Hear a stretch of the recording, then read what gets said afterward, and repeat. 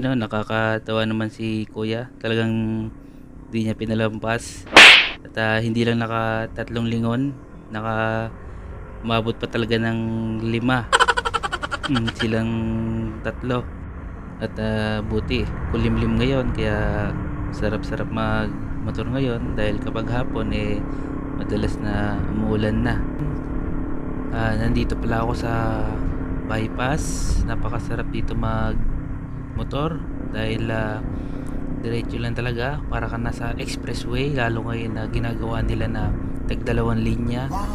Napakaganda magmotor dito. Yun nga lang, ingat-ingat dahil may mga sirang daan na sa katagalan bumibigay na, nasisira na sa dami rin ng mga dumadaan, no? Ang ano ko nga pala ngayon, ang topic ko ngayon, magpapalit ako ng brake pad sa front brake. Ang nangyari, nagkaroon ng problema.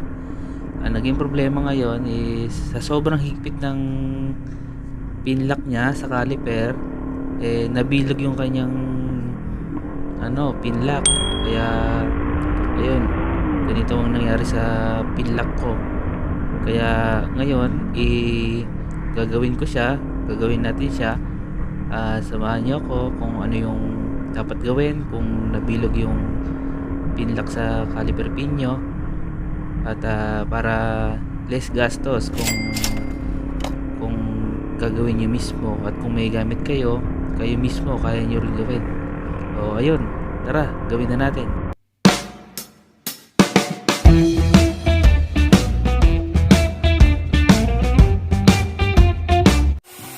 So ayan, kung makikita nyo, binabarena na. At hindi na kasi kayang pihitin yan dahil napakatigas talaga. Kaya nabilog yung pinaka niya. Ewan ko kung bakit ba sobrang tigas niyan.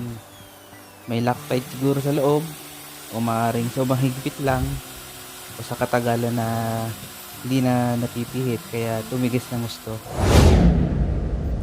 O yan, pagka natanggal nyo na, o yan ang magiging itsura niyan. Ingatan nyo lang na masira yung thread nya. At ito yung pin lock.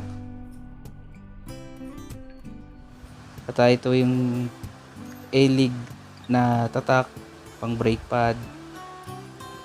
Ito yung dahilan kung ba't ako nagpalit ng brake pad. Nakikita nyo naman yung status nya dahil sobrang nipis na.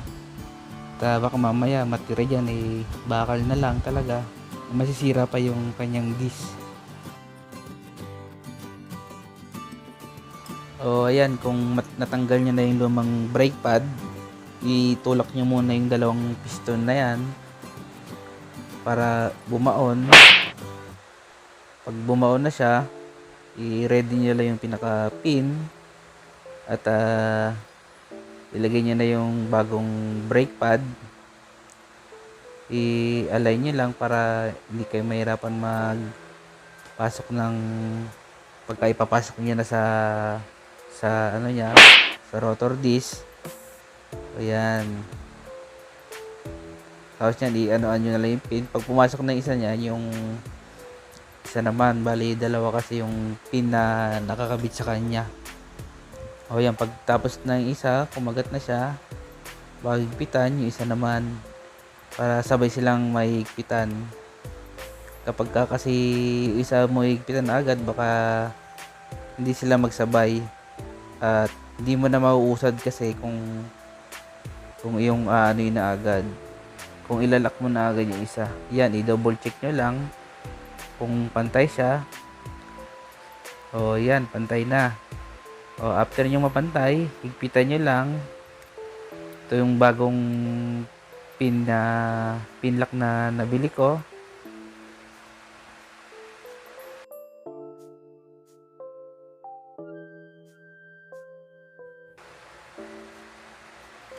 Pagkatapos nyong higpitan yung pin, ibuka nyo ng konti itong pinaka brake pad nya para mapasok nyo dun sa disc. Hindi mahirap ipasok. Yan, naibuka na, ipasok na natin. So, madali siya may papasok. Pagka nakapasok na, ano nyo na yung lock niya. Lagay nyo na. Huwag nyo muna rin higpitan agad. Sabay nyo higpitan. Ayan. At kung nakatulong tong video ko sa inyo, pa-subscribe naman dyan, pa-like, tsaka pa-share. Thank you nga din pala sa mga nanonood at sa mga nagda-like. Sana nakakatulong tong video na ginagawa ko. So yan, balik na tayo sa ginagawa natin. Pagka higpit kamay, pwede natin higpitan ng tools. Wag na natin masyadong higpitan ng ng sobrang higpit. Yung tipong pag bubuksan mo lumalagotok pagka nagluluwag ka. Sobrang sikip nun. Yung tamang luwag, yung tamang sikip lang na hindi matatanggal.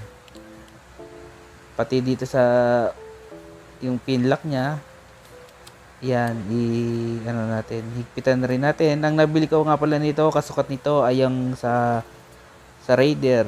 Kasukat niya. Yung pang front yung pang front na Raider na caliper pin, sukat na sukat.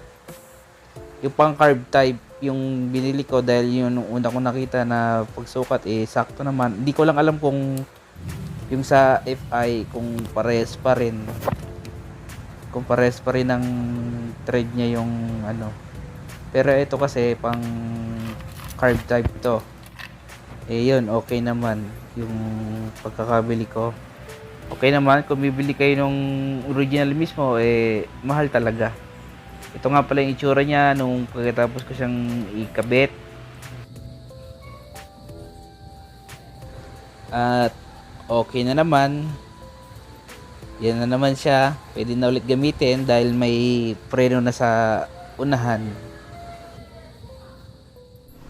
Ngayon, hindi pa ganun kalakas ulit yung preno niya sa unahan dahil bago yung brake pad at hindi pa lumalapat mismo.